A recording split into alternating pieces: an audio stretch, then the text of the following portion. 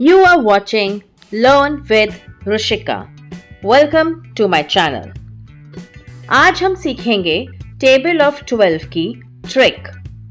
सबसे पहले हम लिखेंगे 1, 2, 3, 4, 5 को हम नहीं लिखेंगे. फिर 6, 7, 8, 9, 10, 11 को हम फिर नहीं लिखेंगे और लास्ट में लिखेंगे 12. उसके बाद हम 2 की टेबल रिपीट करेंगे. 2, 4, 6, 8, 0. Again we will repeat 2, 4, 6, 8, 0.